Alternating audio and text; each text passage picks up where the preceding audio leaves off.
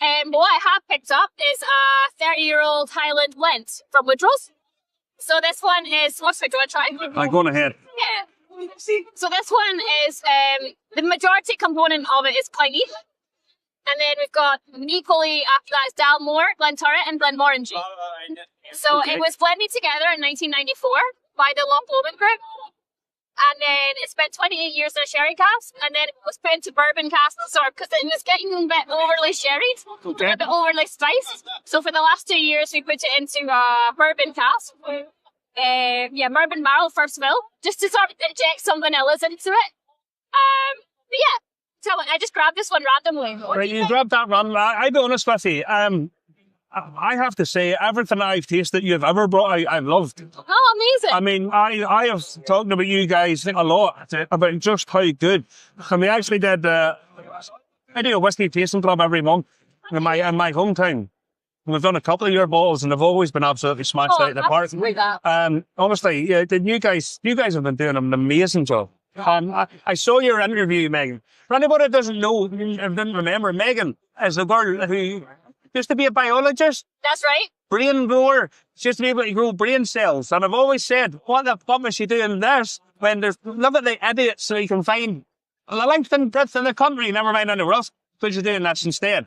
Because it's more fun than brain growing. Must be more fun than growing a brain. Not a sentence I've heard saying too many times. Quite a unique sentence. That is a very pretty unique sentence. What else have you guys been doing up to? Because, I mean, I remember I was over in Edinburgh year before. Yeah. And you had the Kalila Paro Cortado one. That's right, yeah. Unreal. That's all gone now. Surprise. Honestly, that was superb. I mean, just absolutely amazing.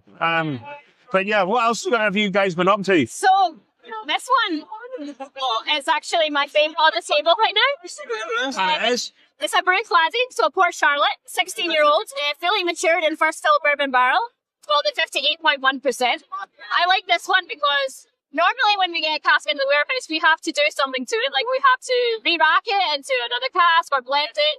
This one we came in and we're like, don't fix it, it ain't broken. And I love it. Football shit on. So that is like a packet of opal fruits or fruit pastels, as they're. It is. It's like Starburst sweeties. It's wine gums. Wow. Yeah. Do what that reminds. That reminds me a little bit, and I don't mean this in a bad way, of a little bit Culpol. Do you know that sort of Culpol-y? I was obsessed with that when I was a kid. But you know what I mean? Yeah. It's that kind of flavour. I used to pretend I was sick so my mum would give me some. But that's kind of it. It's kind of that sweetie. Yeah. But not in a medicinal way. I know in a medicinal saccharine way, no. Yeah. But that's on the arrival, it's not like that. It's just bang, it hits you all at once. Exactly. It's also got a bit of fruit spices. It's like a fruit cake, isn't it? Well, the delivery at the front is kind of woody. It's kind of woody note, and then boom. Yeah. That's why it was put into the sherry. That wood note was overpowering. So adding a bit of that vanilla and things like that, so it just made it really, That is, honestly, I keep saying this. I've been going around here and tasting some fantastic stuff. I tasted a peanut hot still and a sake cast there was lovely, and that is awesome. It really is.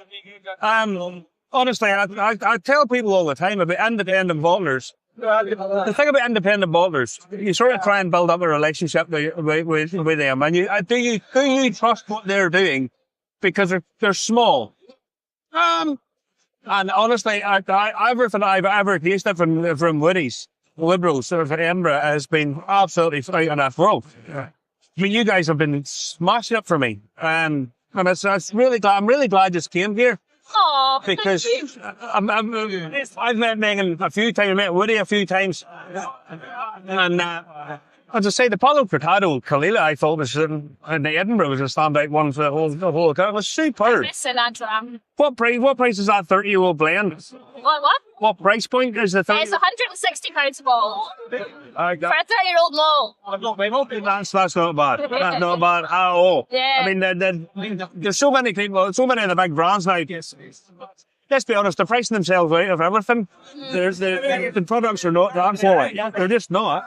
and they're very expensive. So what else have we got here today? What else? Tell us what else you have. So yeah, we have that brick lad if you want to try it. Another favourite of mine is the Mortlock 11. So this has been finished for 3 years in petrol Jimenez and balled at 55%. Okay. This one is like, I like it because it's so funky. Like, you know, Mortlock's obviously famous for that sort of beef stone. But when we add the petrol Jimenez, it turns into this like, it's like being like a cranberry sauce on like a big steak, you know? It's like that kind of combination of flavors that really works. Yeah. So I love this one a lot. Between that and the Brook Laddie are my two favourites. But another one I really like is the Glenelgan 15. So like this one has our first ever wine cask that we've produced. It was a first fill American old red white Bordeaux cask for 1 year finish. So it's 14 years in the bourbon and then 1 year. And it's just kind of really earthy and fruity. It's one of those, it's been boiled at 61%. But if you add a teeny bit of water, it just opens up. Just bang. And I love it. What's your role in this? What's your role in this? Are you a blender, or are you just doing the session, or what do you do? We both do everything. You both do everything. Yeah, so we do everything, but I guess I'm more sales and marketing and he's more warehousing. But I do warehousing, he does sales and marketing. Like, when it's a two-man company, you do everything. Honestly, I cannot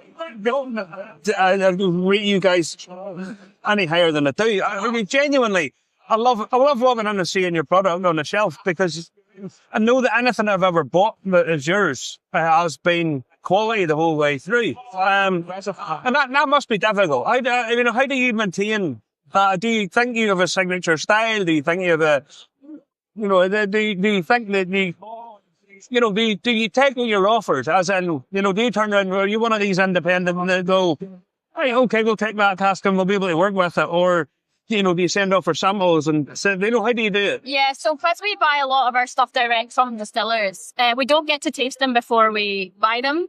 So they come into the warehouse and that's when we taste them and we decide then what to do with it. So 99% of the time, they're not really good enough for bottling. So we will do our own spin on it. We'll either blend it or we'll re-rack into a different cask type to give it a finish. And for us, it's all about patience. So I'd say that Mortlock took 3 years to be ready. I tried it a year ago and I didn't think it was good. So by giving it that extra year, the balance just... So in independent bottling, it's all about timing. Because the cask comes out and it comes back again. The spirit comes this way and then it goes that way. Eventually, some at the right point, it'll be at the right marriage. Yeah. So it's just all about the timing. Megan, I'll be honest with you, that is fabulous. I mean, genuinely out of this world. And that's £160 a bottle for a 30-year-old malt. I mean, these days, that's an absolute bargain. And yeah, hats off to you guys. You guys are smashing it. And more power to you. And don't go back to growing brains, because you're doing a great job with this here. Nobody needs me to grow brains anymore. No, nobody. Don't love brain. No, they're not. Yeah, nobody needs brains anymore. Look at that's quite patently obvious by what's going on in the world. Nobody needs a brain anymore. Who needs a brain when there's ChatGPT telling you what to do? I saw like a robot playing football the other day. I was like, that's a sight. We're all screwed. Let's be honest. We're all screwed. Just buy whiskey and we're all screwed. That's all it's going to be. Hi. Am I allowed to say the catchphrase?